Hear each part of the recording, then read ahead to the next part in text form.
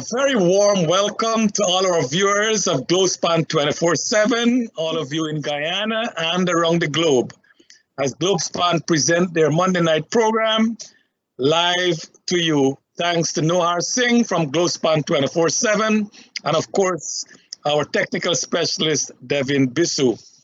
This evening, I'm sure it's anticipated. There's a lot of excitement out there as we have with us for the second time the Honorable Attorney General and Minister of Legal Affairs, Anil Nandlall. Minister, welcome to the program tonight. Thank you very much, Mr. Surgrim and Dr. Rose. It is a pleasure always to be on your platform, on your program to discuss the important issues that you wish to discuss with me. And of course, I want to take this opportunity to say good evening to all your viewers right across Guyana, the Caribbean, North America, and further afield. Thank you. And of course, with me is my co-host, Dr. Rose. Dr. Rose, welcome. Thank you, Charles. And again, welcome to you, Mr. Attorney General. Minister, since the last time we met on our program, there has been a lot more development in many fronts in Guyana. Your ministry has been integrally involved in many of these issues. Can you give our viewers a synopsis of what your ministry has done and is doing for our country as we speak? Well, as I indicated earlier, and I have been updating the population as time unfolds, the agenda of the Ministry of Legal Affairs is a very active one, and it's one that is fundamental to the developmental trajectory of our country. You know that you cannot develop an economy without the necessary legal framework established as a foundation upon which that economic structure can be created. So one of our fundamental tasks is to create that legal infrastructure upon which a new economy can be built, a modern economy can be built, and an oil and gas economy can be built, with all its various linkages that come with such an economy. So, so we have to build a financial infrastructure, for example. And only the other day, I had to give the president an update on where we are with e-transaction legislation. And these are legislation that will allow transactions to be done in the public sector through government and state agency by computer interactions only.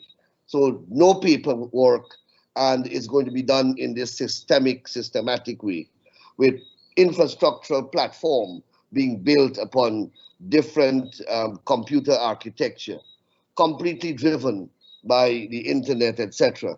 And that will include e-payments, e-processing of documents, e-filing of documents, and the use of non-cash ways of payment right across the public sector. Now that singular initiative is a transformative one, and it's all embracing. And that's just one. Take, for example, the creation of the requisite environment to regulate the oil and gas sector. Now, this is a brand new endeavor. We have never had oil and gas in Guyana. Certainly, we never contemplated having in this quantity, except in recent times. We know in Guyana that requires a special assortment of skill, expertise, and specialty training. Therefore, we have gone out internationally for the services of that type of law firm or conglomerate company that offers that kind of service in a highly specialized way. And that is the subject of a public tender. And once that company is retained, whichever company it is, and we have had very good responses right across the globe from huge companies who have had experience in this endeavor before.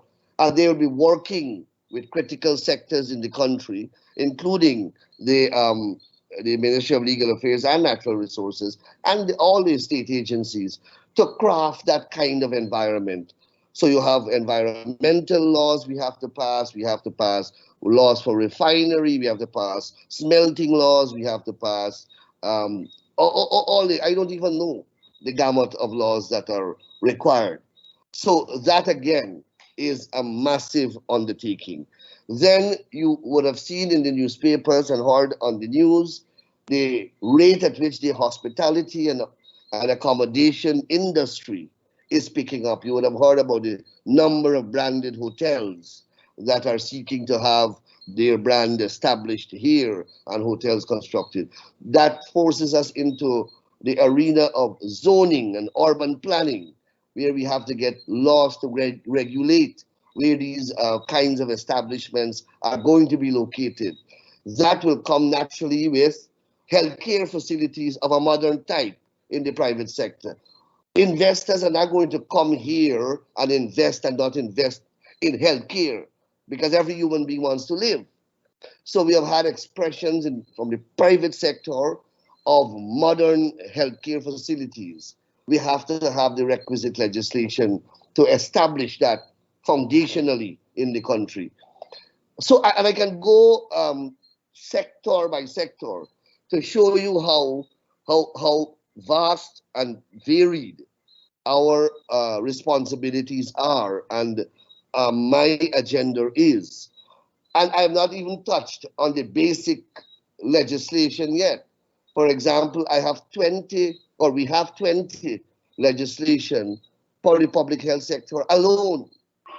That includes, well, COVID has shown the world how inadequate we are as a world, and certainly as a country in Guyana, to handle a pandemic of any type, more so one of the global nature of COVID.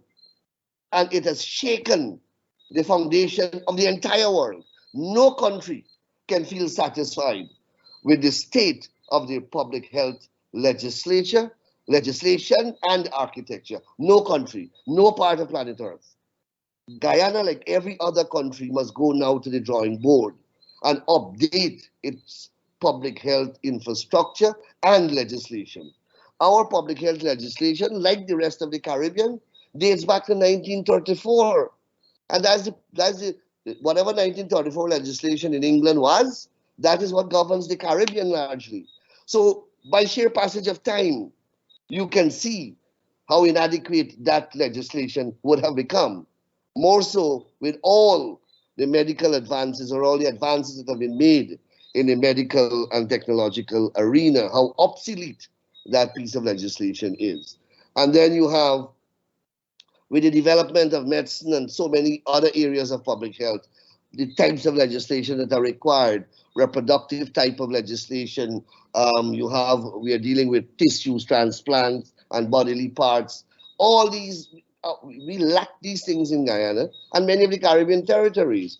And that's why I've been advocating at the level of CARICOM that we really have to begin this huge legislative revolution, if you want, in the Caribbean to update all the laws in a wholesale manner, because we can't do it in this piecemeal way. What we have had in the Caribbean in particular is law reform that has been basically reactive or connected to some financial package. So you are on an IMF program, so you have to pass a series of legislation. Or you're on a World Bank financing program, you have to pass this piece of legislation to modify your public sector, etc. So that's the type of legislation we have had by and large in the Caribbean. And that's why we must welcome, for example, the establishment of our Law Reform Commission, an institution of its type for the first time established in Guyana. That, we hope, will be that impetus that will drive a proactive legislative agenda that will deal with current issues like alcoholism, like suicide, like domestic violence, and all the other ills that we see in our face in the society, but we are not getting the time to address them in the manner that they should be addressed because you are so preoccupied with other agendas.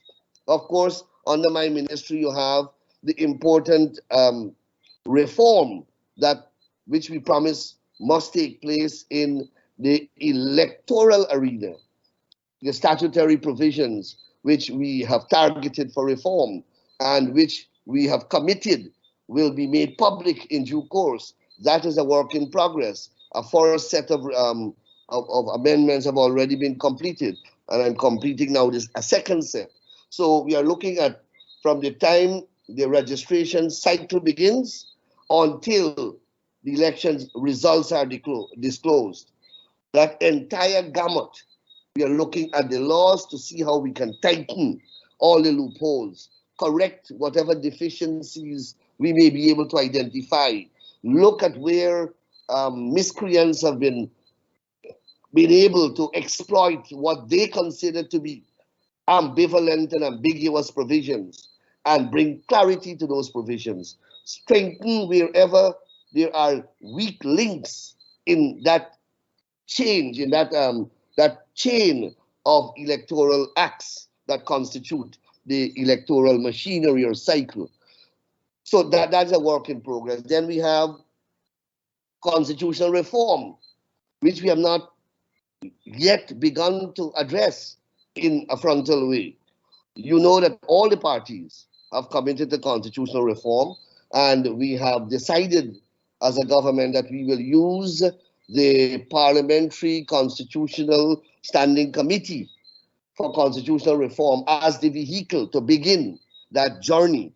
I have been elected chairman of that committee. Parliament is in recess, and hopefully when that committee begins to sit, when Parliament resumes, we will have some alacrity in terms of moving the agenda of constitutional reform going forward. So, I mean, I've said a lot there to answer the first question that you have asked, but I hope that I would have painted quite a picture for you in terms of where our ministry is on the developmental agenda of the country. Minister, I think I made a mistake to ask an open-ended question because you can speak for the entire program. You have so much information to give to us. And as a matter of fact, you have answered a lot of the questions that we have and that I have to ask you. You have touched on most of them. But Minister, having said that, you spoke of so many things that need to be done in your ministry. And you talk about importing, well, some help from overseas in this process. Do we have sufficient qualified staff in your ministry to fast forward whatever needs to be done?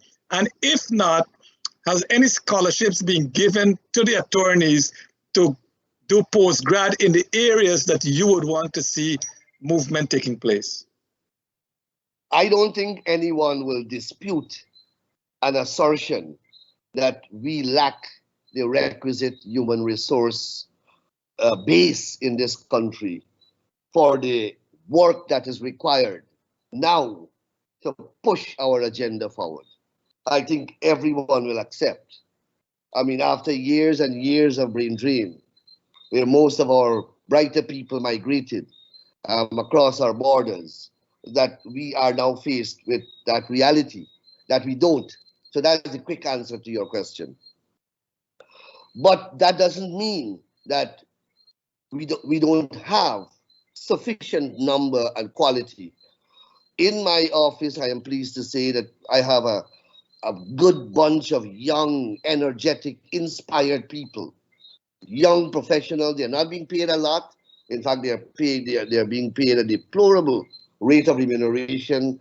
And I hope that we can address that across the public sector in terms of all of our professionals, or else they will continue to hemorrhage outwards. We have doctors who are qualified, we have engineers who are qualified, we have accountants, financial analysts who are qualified, we have lawyers who are qualified, and they are paid comparatively a very low remuneration package. And there is always that constant attraction for them to go to other greener pastures where the payment and the remuneration package is a little more attractive. But also to answer your question, we have a constant flow of scholarship programs. And that brings me to speak about our Gold Scholarship Program, which was, I believe, in my humble view, a remarkable success, where we anticipated that we will we will get about 4,000 scholarships for the first year. I think we surpassed 6,000, which was phenomenal. And what is important, and a point that I want to emphasize, and I hope that our ministry or the ministries, because there are more than one ministry, or the government, we don't want to do this, and our government has never been inclined to go into this direction. But when you have an opposition who all they do whole day is to incite racism, turn this hostile pot of disaffection and discrimination, and to play the race card, and to try every effort to divide our people and to cause disaffection and excite racial hostilities, then you're forced to think and react in a way to answer those criticisms. So I hope that the statistical data of the persons who have been accepted in that scholarship program will be made public soon.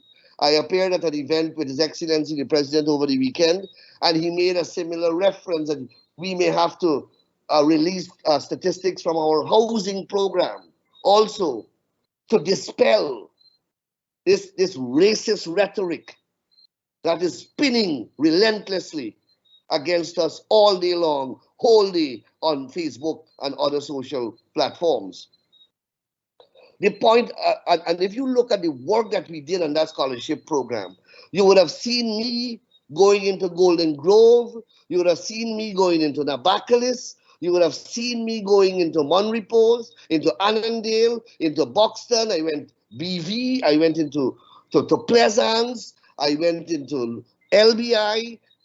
The point I am making is that every single village in our country was touched by a minister, not any member of the education ministry. You're not merely a member of the education ministry or the public service ministry, but a minister of the government.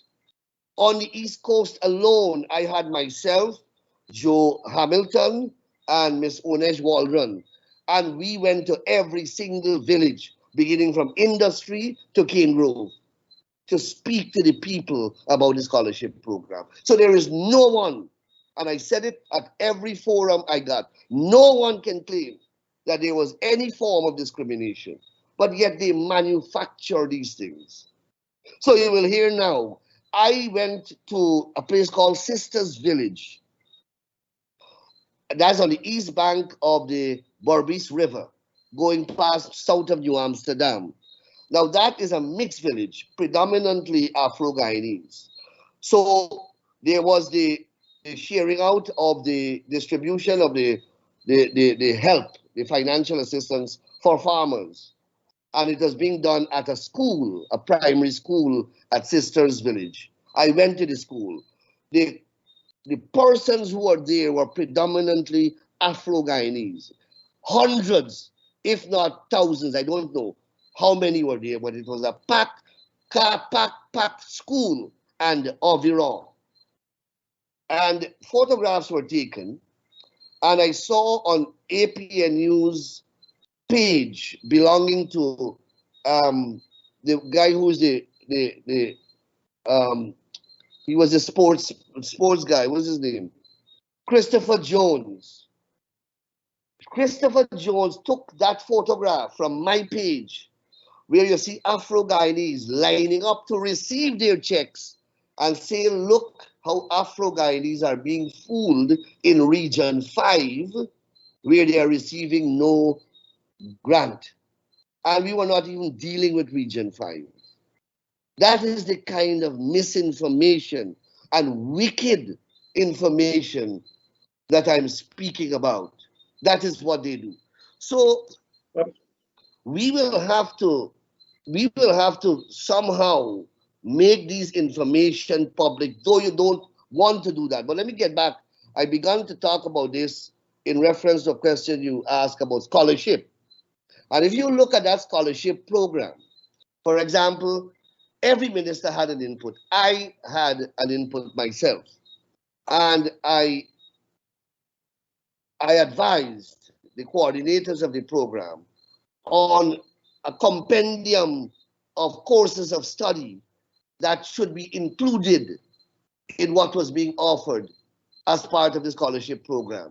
And the Ministry of Education kindly accepted my advice. So there were a number of legal courses relating to the environment, relating to oil and gas sector that were on that scholarship program.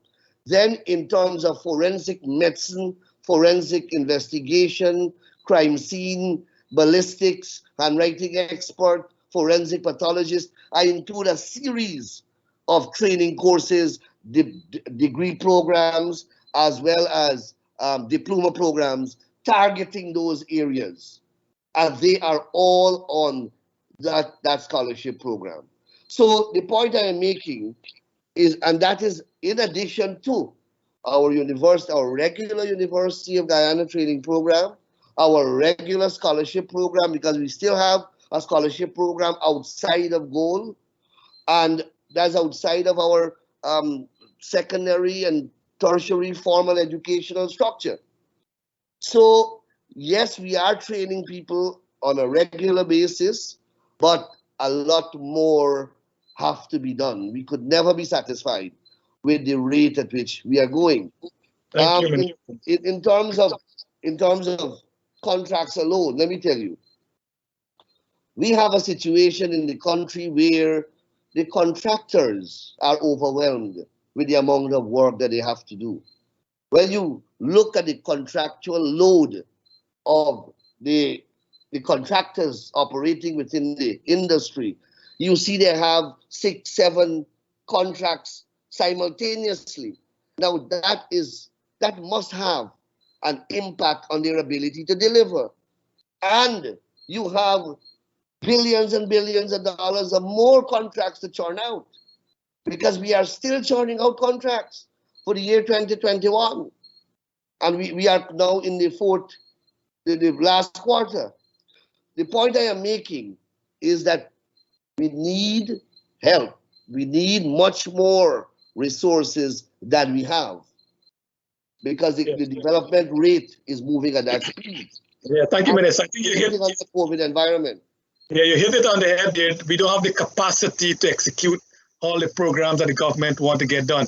But Minister, all of us disagree with what PNC APNU is doing in terms of the propaganda. But I also lay blame on the government, because your PR department is not doing a good job.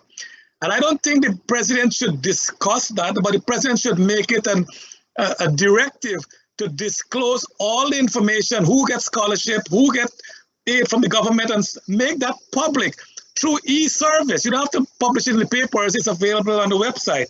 So maybe that is one way you need to do it and just don't talk about it. But having said that, Minister, I know you can answer that. I want Dr. Rose to come in. Yeah, let me just, before Dr. Rose come in, you see, we don't store statistics on ethnic basis. You understand? So when you disclose, you're hoping you'll go by name only, because there is no, the system in Guyana is not structured to store information on an ethnic or racist basis. And you don't want to create that kind of infrastructure in your country, because we don't, as a government, view Guyanese on the basis of their race. We view them as Guyanese, and we fashion policies based upon the exigencies available at the time. But anyway, Dr. Rose. Dr. Rose, go on.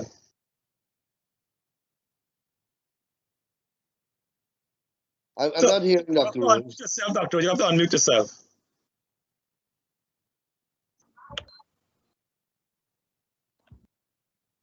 You hearing me now? Yes. Okay, you touched on a very important point about ministers going out to meet with the people and so forth to bridge the gap, and what APNU is doing to, or whatever persons are doing to disunite the country. But in every election, all political parties have campaigned on one of the major themes. They are going to unify the country. In the last election, the PP campaigned on unifying the country.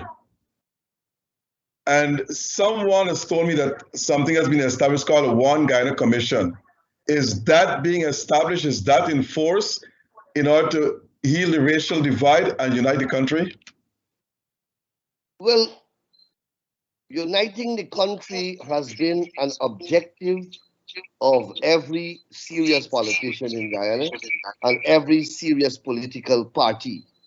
If you go back to the history of the PPP, you will see that one of its founding principles is to build a united Guyana.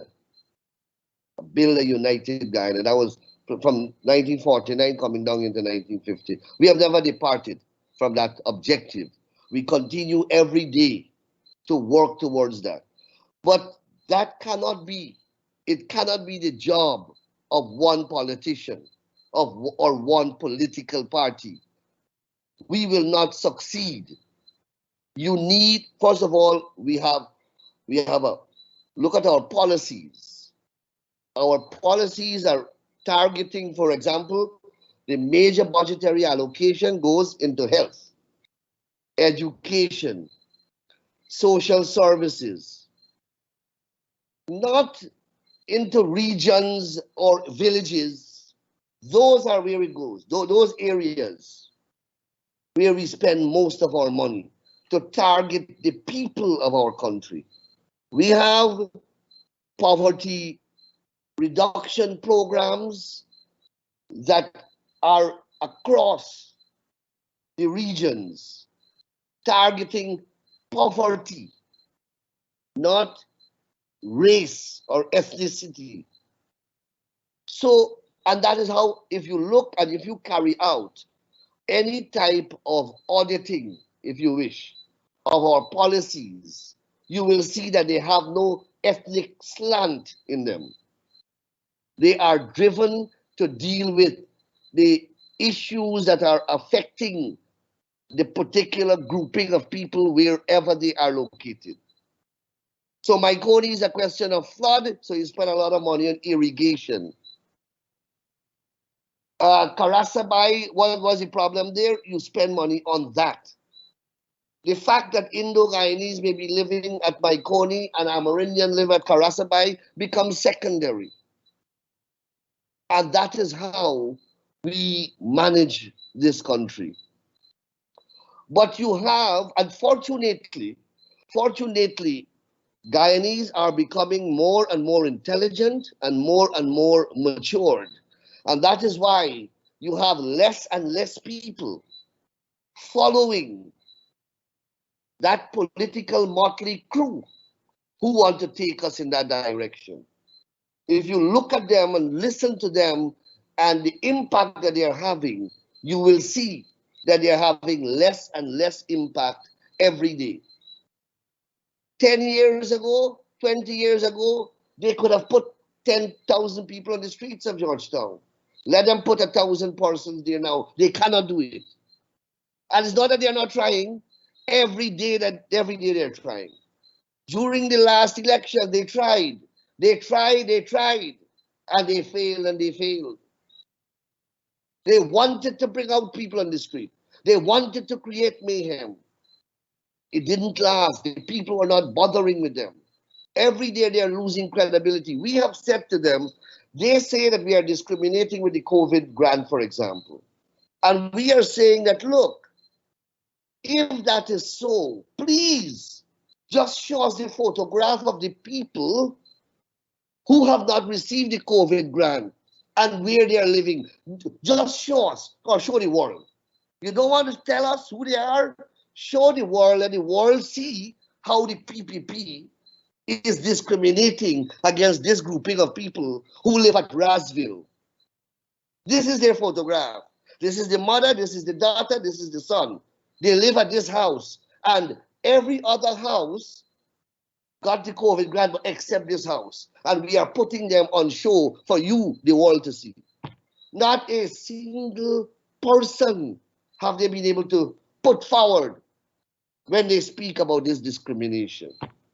So every day they are trying with different things. And Dr. Rose and Surgrim, it is their only card left in the pack. It is their only card. And they will go down with that one card because it is their survival.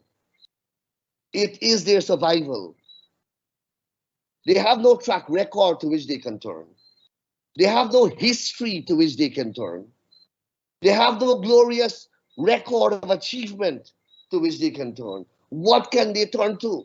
Who is their leader that they can look forward and say, this is our leader who we can glorify? We can turn and we can worship Thierry Jagan, and he stands among men, any grouping of men.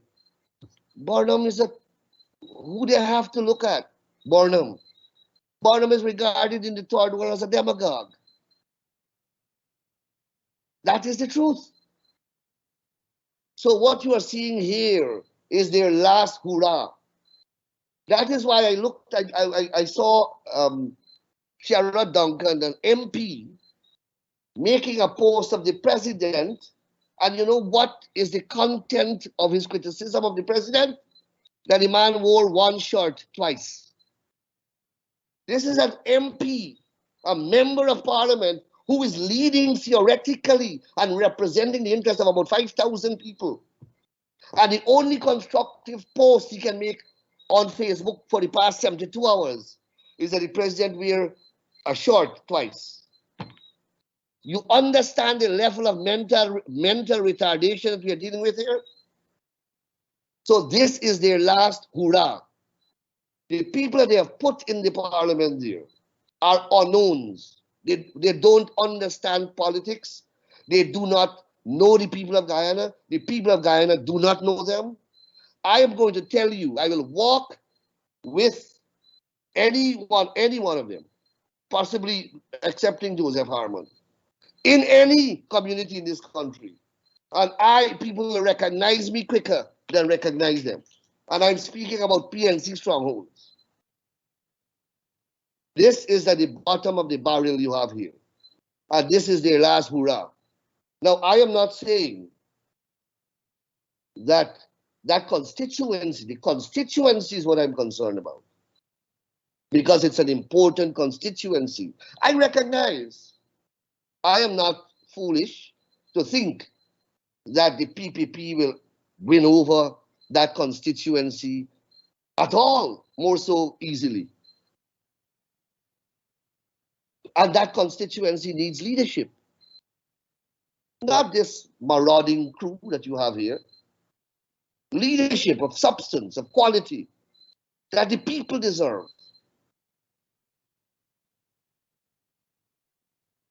I'm not hearing you now, Dr. Rose. You're on mute again. You gotta unmute yourself. Yes, okay, sorry about that. Now, you mentioned about people who have not received COVID and you asked the opposition to show you pictures. But I've known people who have not received COVID. They fill out the pink slips. When they went to collect the money, they're told their name's not there. So it's the bureaucracy that's affected these people. But I don't want to delve into that. What I want to delve into is this, quickly. No, the system is not perfect, Dr. Rose. What I am taking an objection to, of course, I know people who have been left out inadvertently, but there was no systematic effort to discriminate on the basis of politics or race. That's the point. That is the issue that I want to flee. Okay. So the One Guyana Commission that your party campaign on, will that be established? That is an initiative of the president, and it is a work in progress. In fact, we have to discuss whether it will be expressed in a statutory formulation or whether it will take the form of a non-statutory organization. That's where that's my input at this point in time. But that is one of the mechanisms that we are using to address the question of national unity. Yes. Will members of the diaspora be involved in that commission? It is I think I can't remember what are the terms of reference and how it is to be constituted as I sit here, but we have always said that the diaspora has an important role to play, and we continue to hold the diaspora in a partnership relationship with our country. We have thanked the diaspora for the role that they have played and they continue to play in looking over our interests and, of course, giving us support when we need support. But most importantly, we want the diaspora as an investment partner and as a developmental partner as we chart the way forward. People from all around the world are flocking the destination of Guyana as an investment destination. We don't want at all for the diaspora to be left out. We want the diaspora to be very much part of this. Okay, good. Now, prior to 2015, no local government elections were held. I think the last one was in 1997 or 1994, somewhere there. So the PB was in office, and for almost 20 years, they did not hold local government elections. APNO in campaign on local government election in 2015, and they fulfilled that promise of holding 2 local government elections, one in 2016 and one in 2018. We're now in 2021. Will local government elections be held before the end of this year? A lot of persons have gotten away with that statement that you just made because the PPP has not adequately answered that allegation that elections were not held for those periods. Yes, that is a statement of fact, that for all those years while the PPP was in government, local government elections were not held. But there is a reason why it was not held. For almost, if it is 20 years, for almost 18 or 19 of those 20 years, the local government elections were postponed by virtue of agreements between the PNC and the PPP. And every year, an amendment had to have been passed in the parliament to postpone those elections. And the record of the parliament will confirm each year that that amendment to postpone the elections was consensually passed. So when the PNC takes the position that elections were not held during the PPP time, local government elections, they are being completely dishonest and disingenuous. It's the same thing that they did to partner with the PPP for the use of the voters' ID card for the 97 elections, and when they lost the elections, they went and challenged it. The same thing they sat with the PNC and decided they will rotate the mayorship of Georgetown, and when they got it, they kept it. That is the style of the PPP, the PNC. That is what they do. Look at how many acts of dishonesty we saw from them in relation to the 2020 elections. I mean, we don't have to relive that all over again, but it remains a stark reminder. The point I am making is that the PNC was equally liable for the postponement of those elections for about 18 of those 20 years. We are committed to elections when they are constitutionally due, and it is a matter for GCOM.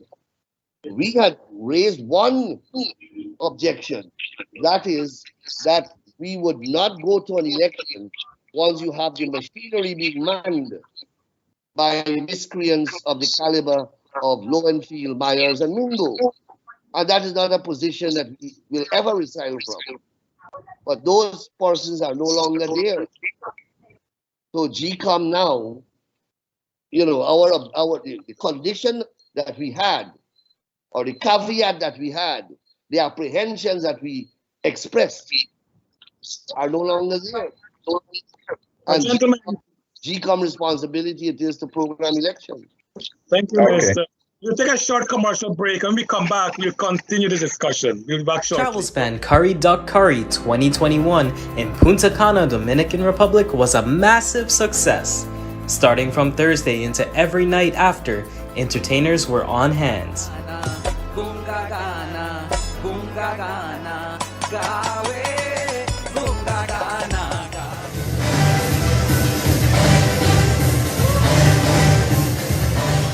Then came the Dominican-born Bollywood dancers that just awed the crowd.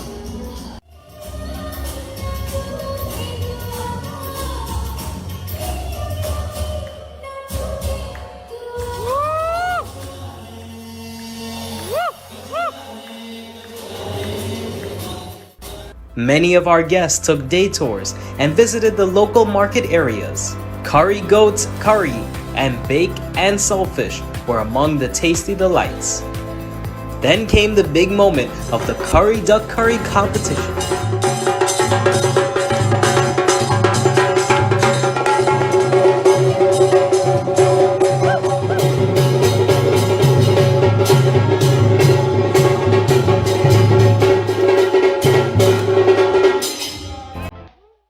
All guests were able to enjoy duck, and halal duck was also available for all Muslims.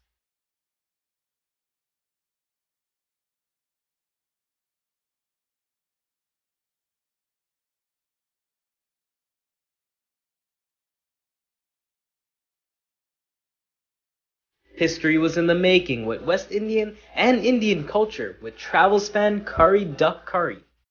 Let Travelspan arrange your flights, vacations, honeymoons, or cruises, and let allfromonesupplier.com deliver your duck, goat, and chicken, or all your West Indian items. On behalf of Travelspan, All From One Supplier, and sponsors, we wish to thank you for making this trip a memorable one. Get your meals delivered directly to your home. Order your curry duck curry, goat, or chicken, plus your dalpuri roti and bus-up shut from allfromonesupplier.com. We ship your meals directly to your home, so you can enjoy it upon arrival or refrigerate it and take it out when you're ready to eat. No more waiting in lines and no more losing time. Now you can treat yourself with a tasty curry and roti. You can also order solos, ices, pear jacks, coconut water, and much more from allfromonesupplier.com. It is free shipping to all US states on all your curry duck curry, goat, and chicken, plus sodas and all West Indian items. So treat yourself or send a gift box of your favorite food, tasty pastries, sweets, and coconut water, or any West Indian item, products such as fish, meat, curry powders, pepper sauces, and much more from allfromonesupplier.com. Call today at 718-551-3292 or visit allfromonesupplier.com. Remember, it's free shipping throughout the US. Folks, the Nest Restaurant is the place to dine for Guyanese and Caribbean dishes. It is the best restaurant in Queens. The staff is courteous, and Dave, the owner, is always there to welcome you. So for a memorable dining experience, visit the Nest Restaurant located at 12717 101 Avenue, South Richmond Hill. Go and make a reservation today or takeout. Call 718-847-4035. For all your plumbing, heating, and cooling needs, call Zim Mechanical Inc. at 347-456-8885. Zim Mechanical Inc. installs boilers, hot water heaters, and cooling systems.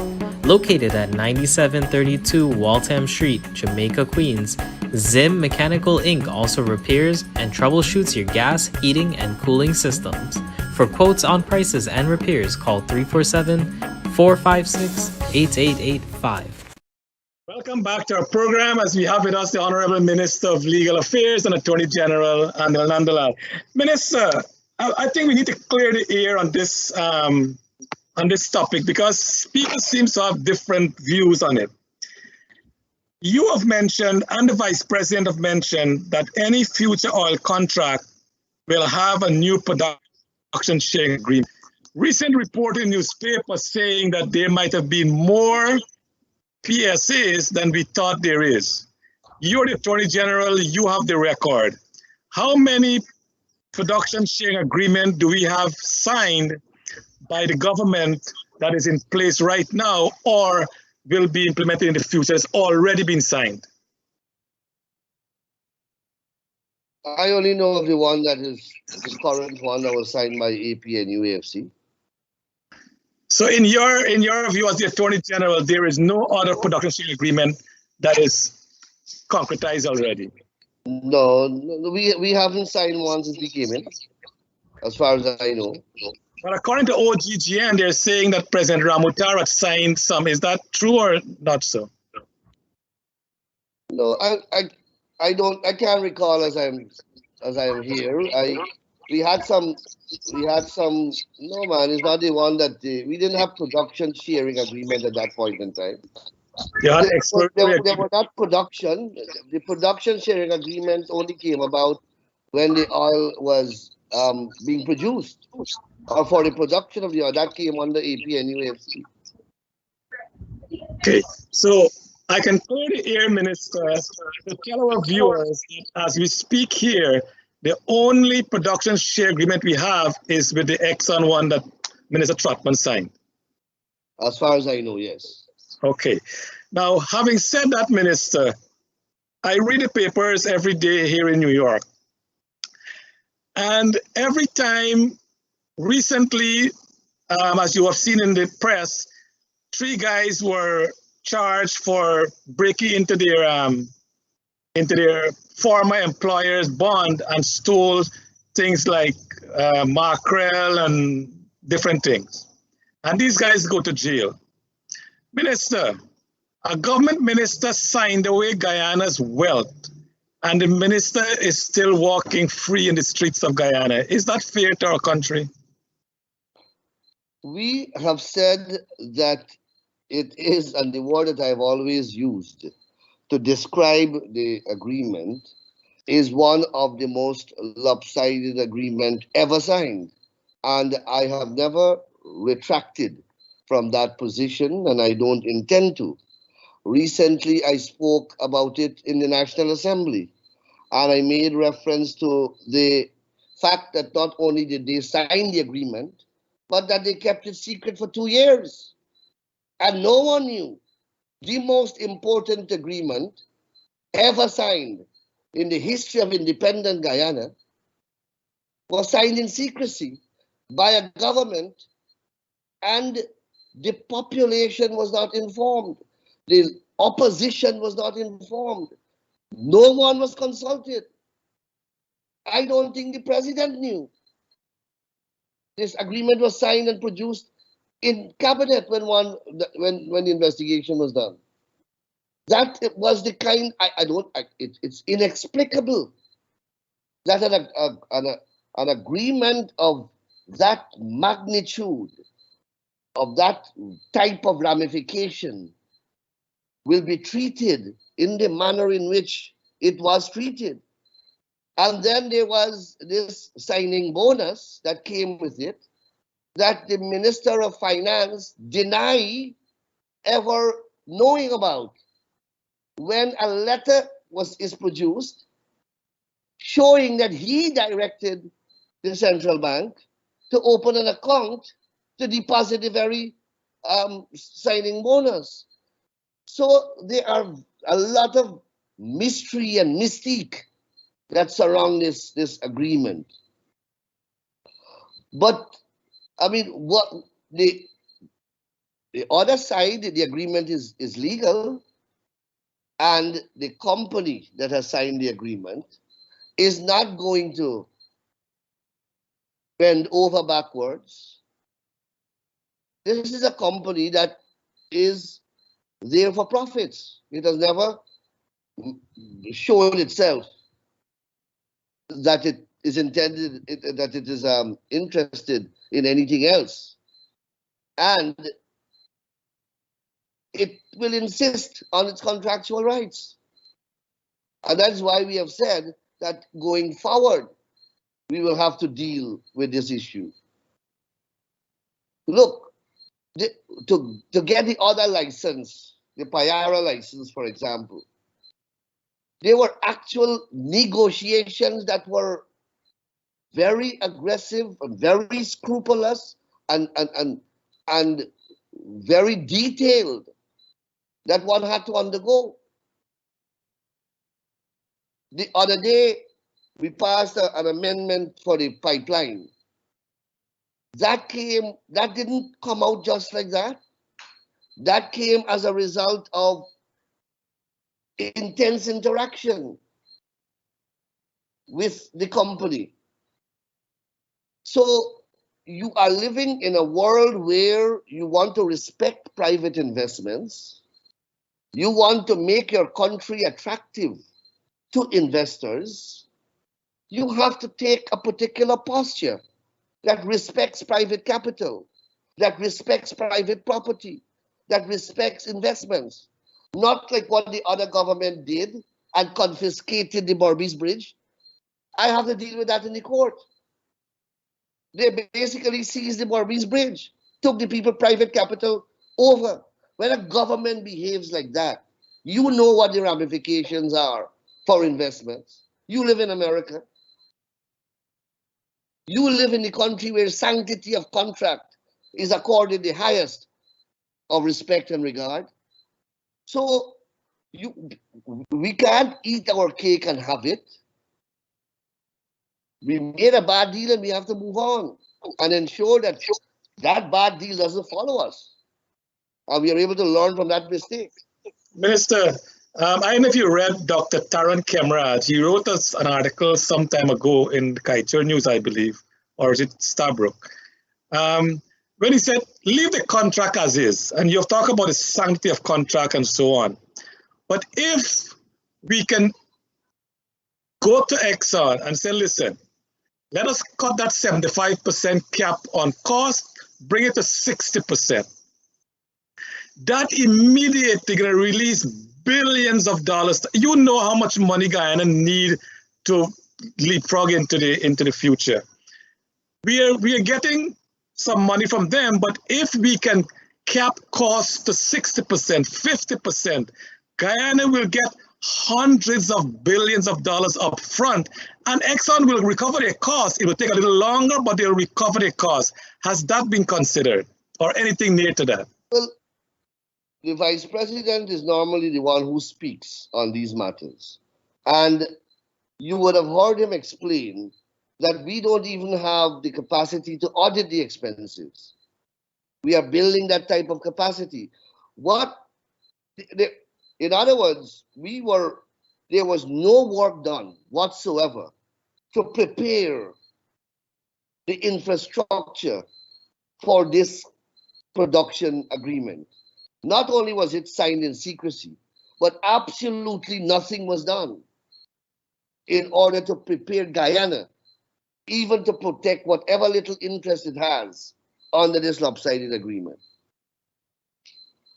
So we are still in the process of building that kind of capacity. Okay, Minister, before Dr. Rose come on, I just want to switch gear to something else. There seems to be a big problem in Berbice. As you know, we get a lot of report from Berbice there. And when there's a problem with animals between neighbors or families or so on, ownership of animals, what happened is that they will take the animal to the station and the police will tie the animal in the station compound. The file is then sent to the DPP and the DPP will recommend whatever the recommendation is. Minister, at number 51 police station, Mr. Harbajan is reporting to me that there's some sheep there since June. The file has gone to the PPP, but the animals, a lot of them die in the compound. Are we so callous towards the dumb animals that we allow them to suffer while these things go on? What can be put in place? I know, and again, in your opening statement, you have all these things in your plate, Minister, and I empathize with you because there's so many things to be done. But is there anything that can be done to help, to alleviate this problem with animals going into police compound? Obviously, things can be done, and that is not how it should be. But I am thinking, Harbajan tells you, and you live in Richmond Hill, rather than Harbajan try to get that information onto me. You understand what I'm saying? Or Harbhajan tries to get it on to the regional chairman. Or Harbhajan tries to tell Magistrate Krishnanath Prasad, or tells we have two or three MPs in Berbice. Why Harbhajan sends that information to you? He can tell Adrian Anamaya to make contact with me. I mean, you have many people in the government structure in Berbice to whom that information could have been communicated, and that issue would have been addressed. But the thing is that you have laws. If animals are found straying, then you have the law that says that the stray catcher can pick up the animal and take it to the pond, etc. You have laws governing all those things. And I don't know why a file would be at the DPP office in June, since June, and can't get back. You know, that doesn't sound real to me. But that should not happen. Okay. Charles, let me just butt in here. Mr. Nandlall, I very seldom come to the defense of anyone. But let me come to the defense of Mr. Harbhajan, who I happen to know. I'm from the quarantine. You saying you should get this to the regional people and so forth. I will say this to you on a whole scale basis, because I was up the quarantine for weeks. And I will tell you this, with the exception of one or two people, the RCD is not functioning. The NDCs, they're not functioning. Listen to this carefully. There are 18 NDCs of the quarantine. There's one RDC, and there are 3 municipalities, Nyamsam, Rosal, Corriverton. And the quarantine, the people there have the world of problems: health, education, you name it, roads, everything. And nothing is happening to help those people in quarantine. I was there myself. I've seen it. So when you say about complaints to them, maybe did. But those people in the RDCs, I will say this: let the people in quarantine tell you, go on the ground. They don't take phone calls, they don't return phone calls. The health department, I went to hospitals, there's nothing there. So if you're telling me this, I've been there. I've been to hospitals. Beds don't have mattresses, beds don't have sheets, beds don't have pillowcases. Medication is very scarce. I've been there to the hospitals of quarantine. So well, I am glad that you are exposing what you are exposing, and I am sure the Minister of Health is watching. Dr. Vishwa Mahadev is watching, and the health people in Berbice, Ramaya is watching, the regional chairman is watching. What I do know, though, that the president himself has been to Berbice more than 4 times or 5 times, if I can reckon correctly. I have been to Berbice several times, quarantined, held public meetings. The Minister of Agriculture, I mean, you must see how many times you have been to that lower quarantine in particular, in that 5274 locality, and in the lower Crabwood Creek area. And all those engagements have been with farmers, persons in the communities. They've all been public meetings. I've attended a few. So while I can't, as I sit here, contradict you in terms of the performance of the NDC and RDC, you claim to have personal knowledge of their inadequacies. I will endeavor to inform myself. But what I can tell you is that the president and ministers of our government, right across the spectrum, have been on the ground in quarantine, as we have been right across this country, interacting with the people. And I don't think anyone can dispute that.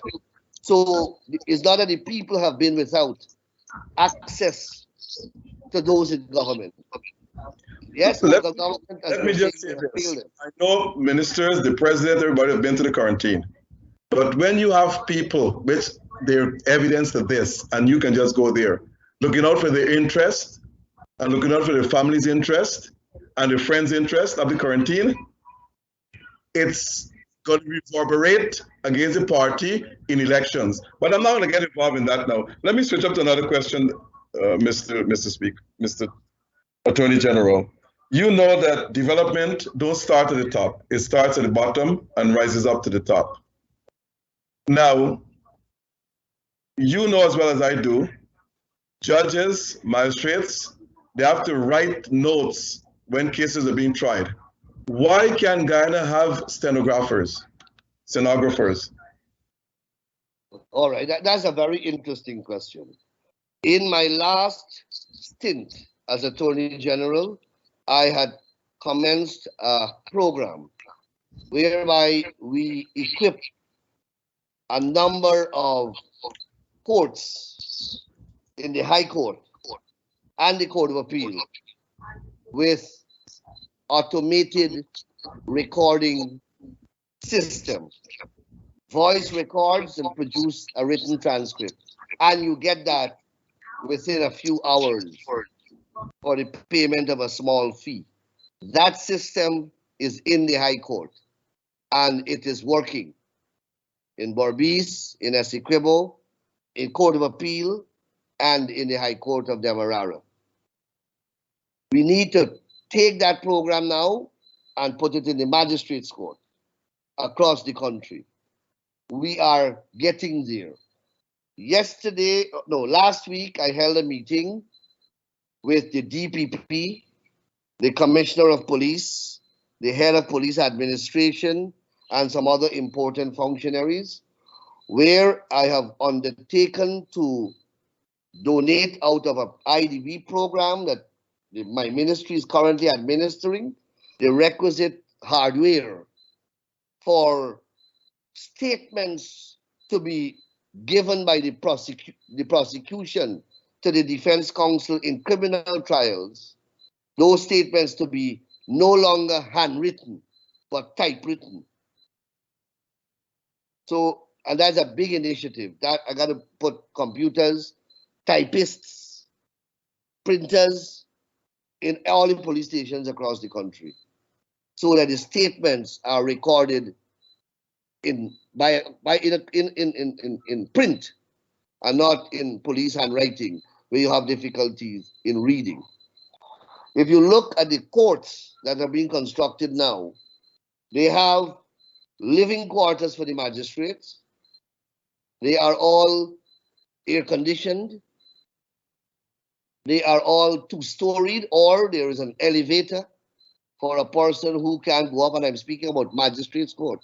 And I'm speaking about magistrates court that are located in Lethem, in Bartica, and elsewhere. In Vigilance, we are doing one soon.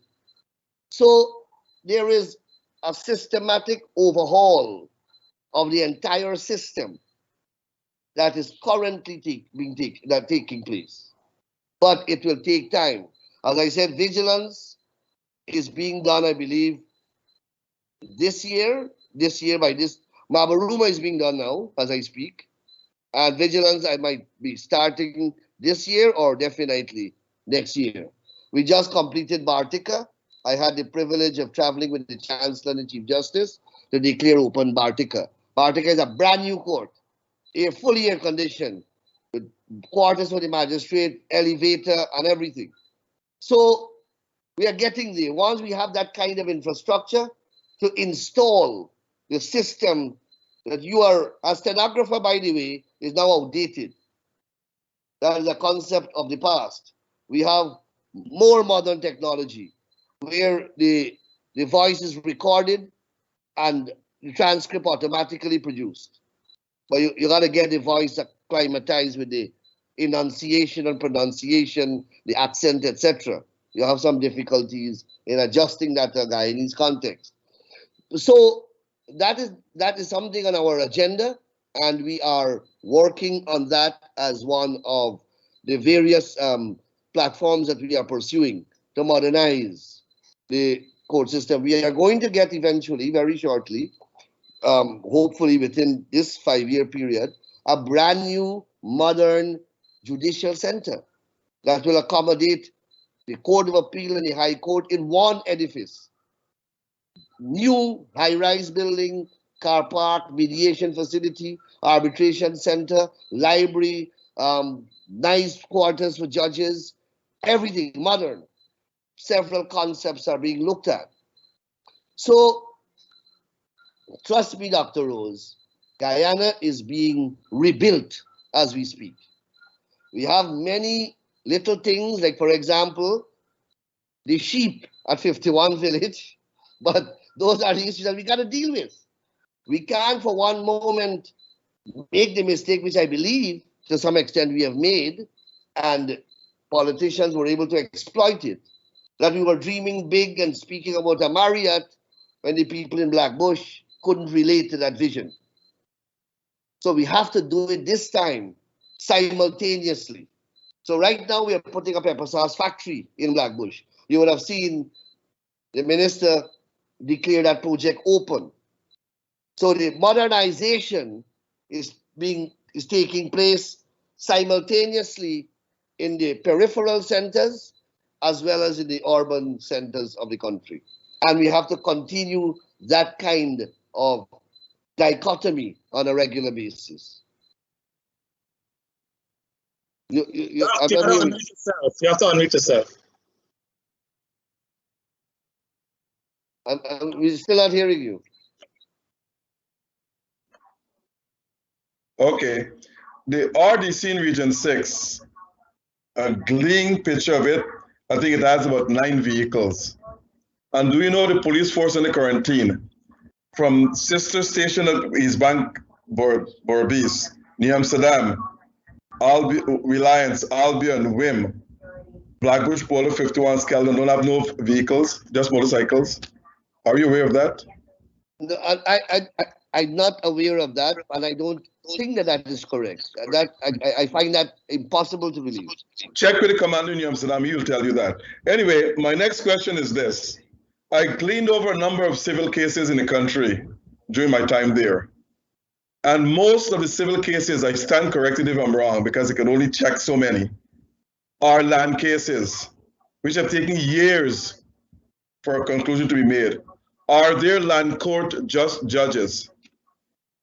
Now, not all land cases are to be dealt with by the land court.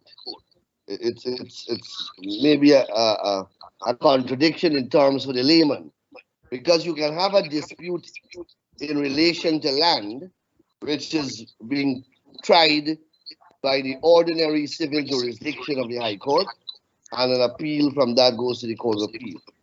When one speaks of the land court in Guyana's legal system, we speak about a court that hears an application for prescriptive title or an application for registration of title. That is what a land court deals with. So I just want to make that clarification for you, for the purpose of your viewers. Right now there is no Judicial Service Commission, and the Judicial Service Commission is that constitutional body that must appoint judges. The last resident Berbice Land Court judge retired in 2019. So we didn't have, and the Judicial Service Commission expired around that same time. So we have not had a Judicial Service Commission for some time now. And as I indicated to the press, I know that the President is working on appointing a Judicial Service Commission shortly. Once that Service Commission is appointed, one of the first appointments that hopefully, they can be directed by the executive, but I hope that they will see the import and the urgency in making appointments to the land court of Berbice. But you have judges from Georgetown, land court judges, who have been traveling to Berbice to help with the situation. But I will agree with you that there has accumulated a backlog of some magnitude at the Berbice land court, and it must be addressed with every convenient speed. Okay, these are all questions. I just need your help in this. I asked this to Minister Rosenben last week, but I need your help. Pardon me? You're a lawyer? I'm not going to disclose anything to you. I would like to know this, though. In Guyana, in this day and age, after 56 years of independence, most government departments are closed at noon. Why can't there be a staggering of workers to take their lunch break so that departments are kept open? I'm not asking you to address this. I'm asking you as a senior member of the cabinet. Well, I see that you're frozen. Yeah, go on, Minister. Go on, answer. I don't know that government departments are closed for lunch. I know that there is lunch, and I know that people, persons or employees, they take their lunch at different period. I don't know that offices are closed for lunch. The Deeds and Commercial Registry come under my ministry, but they are statutory authorities. We move them away from the public service. But these are public service rules, and one can call them relics if you wish.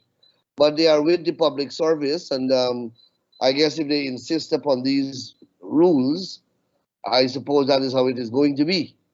But I don't think in modern times that should be the position. I believe that sufficient arrangements should be made for there to, during office hours, for persons to alternate, so that during what is described as lunchtime, persons can be there manning the counter. Okay, my other question, I need help in this one.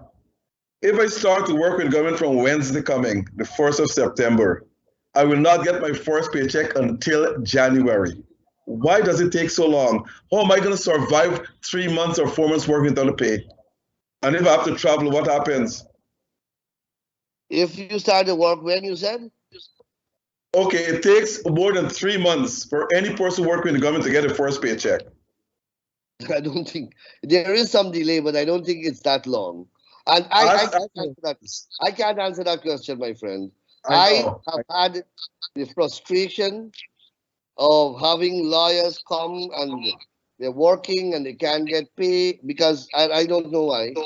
You get an explanation from your personnel department, from your permanent secretary that hardly makes sense. That it is somebody at finance holding back something about the payroll and public service. An explanation that would give you a stroke. Well, as a senior member of the cabinet, can you raise these issues? These are issues can be solved very, very easily. Why they're being prolonged for decades and decades and decades? That's my point. I have been raising them, and I'm glad that you have raised them. You have many listeners here, including members of the government, and I hope that they are listening, because I have vented my frustration several times. The ministers themselves are frustrated. Charles, over to you. Minister, I want to get to something else, and you touched on it a little. The social fabric of our society is deteriorating at a really, really fast rate. Recently, over the weekend, we saw drunken men beat a bandit to death in Berbice. There are reports of bandits on the East Coast seawall robbing people and so on. Why is there not an influx of law enforcement to snip this menace from our society? I mean, if we have to put law enforcement every mile, Minister, we should do it to nip this in the bud. It seems, look at the choke and rob in Georgetown. Minister, before you were born, they were choke and rob there. You are now the Attorney General, and there's still choke and rob there. When will this nonsense stop? I see even the foreigners, they're robbing in broad daylight. The vendors who want to speak out cannot, because they will come and attack the vendor again. What can be put in place to stop this menace, Minister? The crime situation in the country is indeed a challenge. And let me not try to placate. That is one of the serious challenges facing the government. If I am to tell you here that the crime chief is reporting reduced criminal activities, in particular of a violent type, it will not comfort you nor your listeners, because what you are reading in the newspapers and what you are hearing from members of the public is that crime continues to wreak havoc in the country. And that is the perception. And sometimes that perception becomes reality.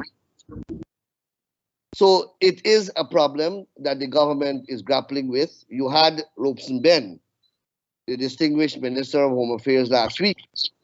I hope that he would have edified you on steps that the government is taking to challenge the situation, to deal with the situation.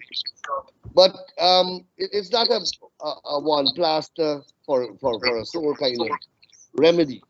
You have to get deeper into it, and it continues to be a problem.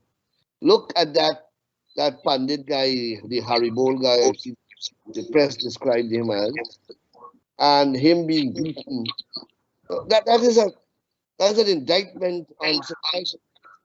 That is an expression of serious social problems in that community, where the guy went out with a wood apparently to, I suppose, assault those who are drinking, and they in turn reacted and murdered him. That is how human beings interact. That is the most basal form of behavior. So you have that's a serious situation that you have to deal with, and it has to be a very, very comprehensive approach. If you hear me speak recently on mental health in Guyana, we have a serious mental health problem that we are not addressing. Many of the persons who are being sentenced by the court have mental health problems. Those men who drank to that extent that they couldn't differentiate what is wrong from what is right, and proceeded to beat that man to death, can't tell me that those are not people who have mental health problems. Those are people who have mental health problems. But they are going to be charged and they're going to go to court, and that will not be detected. And that mental health, like every other sickness, if it is not treated, will deteriorate. And it gets worse. So we have to have a very comprehensive approach to crime and criminality in the country. Yeah, Minister, I mean, as I mentioned to Minister Ben last week too, Rose, you're getting a feedback from your end. Can you be on mute, please? Thanks. That we cannot just make broad statements and without putting a time frame to it being done. So when you're saying there's a plan to get done, the plan can take years. And I'm saying my recommendation, Minister, is that at least we put some time frame in place. The choke and rob in Georgetown, when will that stop? The robs on the seawall, when will it stop? People cannot even go peaceful in the seawall and enjoy the beautiful Atlantic breeze. They're scared of being robbed. When will this stop, Minister? Well, look, we have to make some brave decisions, in my respectful view. We have had and then I'm going to say something that will be controversial. That is why I got to, I want to curtail what I want to say. But I agree with you that the situation can't continue. We have to make decisions like, are we going to arm our population? Do we have the right approach to the issuance of gun license? Is this restrictive approach that we have employed over the years a good one? Has it worked? Or should we be more liberal? So when a man comes to you, he knows that there's a likelihood that you have a gun. I don't know whether that will increase the crime, that will increase the violence, it will decrease the robbery, I don't know. But these are questions that we have to answer and we have to ask ourselves. We are working on a new crime strategy that will create a quick reaction group in every region, in every division. And you would have heard the opposition say that we are creating some parallel military force. So every time you try to move in a particular direction, in particular against crime fighting, APNU, AFC always attacks you. Whenever crime is on the, they seem to always have this harmonious relationship with criminals. And I can cite the Blackie example. And every time you have police shooting a bandit, they always take the side of the bandit and they cry extrajudicial killing. They seem to be aligned with the bandits. So we try every time you have the black clothes, we used to call it the reaction group. As soon as one of those groups become effective and they start to hit the criminal hard, APNU comes out and they march and they create mayhem in the streets. And all the victims of the police become altar boys. And these were boys who were going to church and the police wrongfully killed them. You have that whole narrative that will start up. It has started up again when the government has announced that we will start this this new addition to our crime fighting apparatus, which is basically a quick reaction group to be assembled exclusively in each division. So you can't have the complaint that Mr. Dr. Rose just tell me about, that from Sisters Village to number 72 village, there is no motor vehicle other than a cycle. You would have a quick reaction group attached to the various commands, exclusively with, I don't know how many vehicles, depending on how many resources we have, but staffed, fully staffed and ready to hit a crime scene. And they will also have an extended presence in areas like the seawalls. We have started many initiatives, you know. We now have patrols around Georgetown in collaboration with the business community that maybe the police have not made public yet. But the partnership between the police and the private sector to have the police strategic presence at identified locations where there are high incidents of robbery and criminal violence. And Minister, Dr. Rose, can you mute your phone, please, your thing, because it's getting a feedback. Thanks. Minister, that's exactly what we're talking about, is that, you know, I don't know if you listened last week's program with Minister Ben. I was shocked when Minister Ben reported to us that to pass in the police force, the entrance exam to be a policeman, all you have to get is 40%. Which profession? You're an attorney at law, I'm an accountant. Which profession you pass by 40% and you qualified in that profession? Yet, Minister, the PBP was there for 23 years, and now you're back on again, and the pass rate to be a recruit in the police force is 40%. What is going on with our system? I don't think you should be worried about the 40%. It is the qualifications to sit the exam. You have to have no qualification to sit the exam. That, I believe, should be the worrying factor. And then in addition to that, apparently you're telling me that 40% will make you pass. So you have a sound primary education and you're qualified to sit the exam. That must change. But it's not only, that is why we have put back into the system the Cadet Program. The Cadet Program admits persons who have 5 or more CXC or advanced level or a diploma or a degree and starts them at a particular level on an accelerated training program and graduate them as officers. We have restarted that program in the force, and that's to build leadership, middle leadership that will take over and gradually go up at the top. But Charles, the reality of the situation also has to do with remuneration. If I tell you what this policeman's salary is, then you understand why that quality of persons are attracted.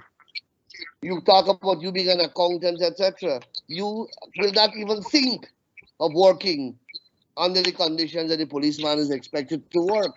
So we got to be fair and we have to be humane and dispassionate in our analysis.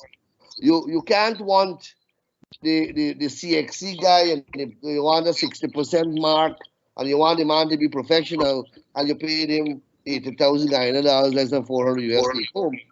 Can't work like that. It don't happen that way. That's the reality of the world. And that's why, Minister, before Dr. Rose come on, that's why we need to talk to Exxon, at least cut the cap of 75%, bring it down to 50, 60%. You'll have tremendous amount of resource coming into Guyana, and we can do some of those things you talk about. We are going to get there, Surgrim. We are going to get there. Yeah, but by the time the grass is growing, the horse is starving, Minister. We can't continue doing that. Dr. Rose? Minister Nandlall, there are several estimates that show that there are more than 8,000 illegal guns in the country. As a matter of fact, one estimate places it at 15,000. That might be high. Now, can you pass a law or craft a law and let it be passed in Parliament that anyone found with an illegal gun in the country, the minimum sentence should be 10 years? Don't give judges or magistrates any lateral movement. The minimum should be 10 years. Can such a law be passed to have a deterrent for having illegal guns in the country? Because I was made to understand that for every one illegal gun the police seized, 10 more will appear. So can you craft a law to say that, look, anyone found with an illegal gun in the country, the minimum sentence should be 10 years. Judges must abide by that. They can't say, we'll give 5. No, minimum is 10 years. Can you do that? My friend, to answer your question, yes, we can do that. In fact, we have a law in place now that is not much more different from that which you are advocating for.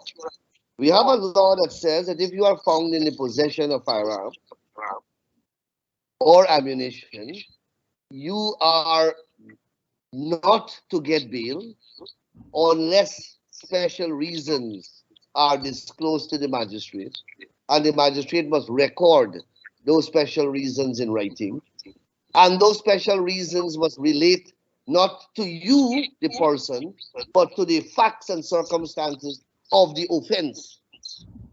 Do you know how difficult it is for a magistrate to get special reasons in those contextual circumstances? But the magistrate tosses the law outside and they grant bail. And I have had the cause to viciously criticize them at a public forum at which I spoke last week in the presence of the Chancellor and the Chief Justice. And that is why we are working on a bail act that will seek to circumscribe that discretion that magistrates and judges have in relation to the grant of bail. In terms of penalty for gun and gun-related offenses, the maximum is life imprisonment. The minimum is about 5 years. So we're not far from that formula you are advocating. We have strengthened our firearm possession laws several times. If you possess a firearm with a terroristic intention, you are going to be hanged. The death penalty is prescribed in our law. So the question is not about that. Then on the one hand, you are advocating to put more people in the jail. And on the other hand, the jail is complaining that they can't handle the load in there. And that too many people are imprisoned. So this question about crime and criminality and incarceration and victims of crime and mental health, it's all related, and it's a very, very complex question. And it is a question that we are addressing right now on an IDB funded program. And that's why I'm speaking about mental health, a bail act, sentencing guidelines will come out of it. It's out of the same act that we are speaking, and the same project that the Law Reform Commission has come from. It's the same act that will speak to what is called restorative justice.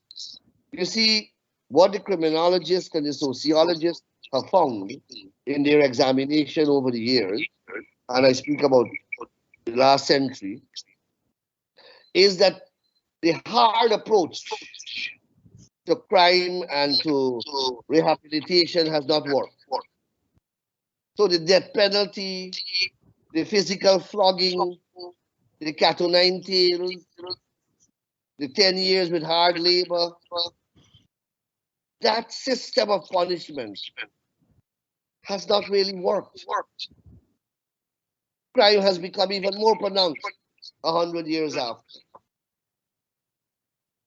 So they are trying the less harsher penalties, if you want to call it that. The more what they will describe as the more sophisticated, the more socially scientific ones. So you have concepts like mental health, therapeutic assistance, counseling on a wide scale, less incarceration, less exposure to that type of environment, more exposure to a social, a less socially odious environment. You have the question of restorative justice, where you go to understand why did the man rape? Why did the boy assault? What was the root cause?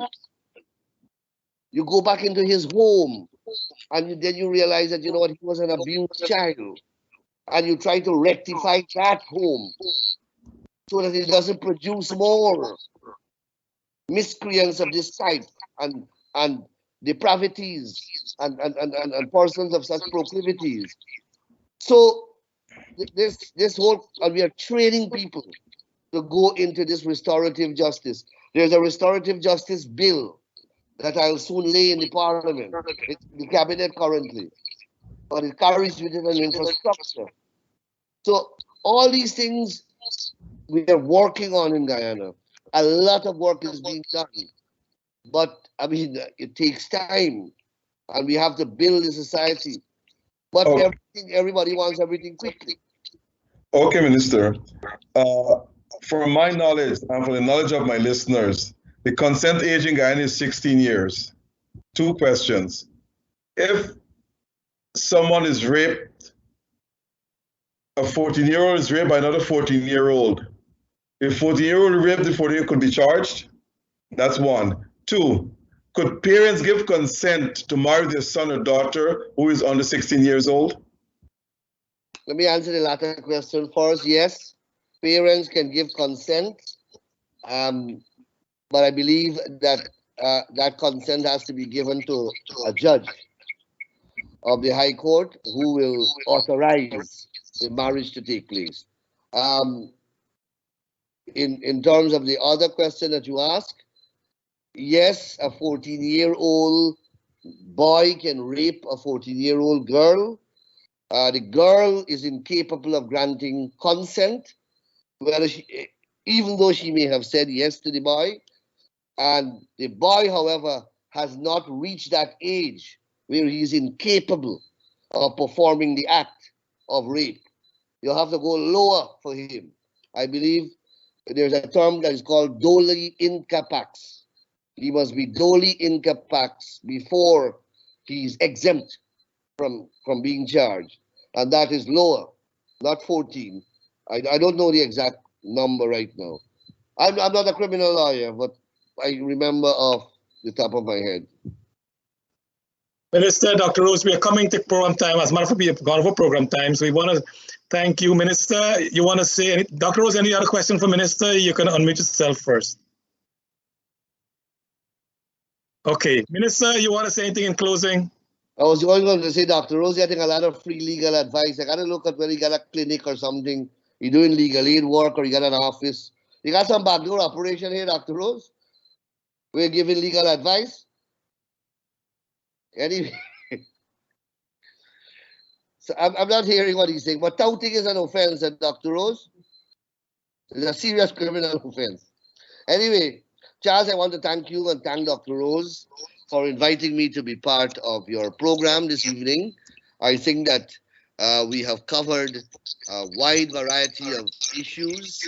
I hope that I have addressed the issues that you have posed to me, and I hope that your audience and your viewers are in a better position to appreciate the government's position on the issues that you have raised with me.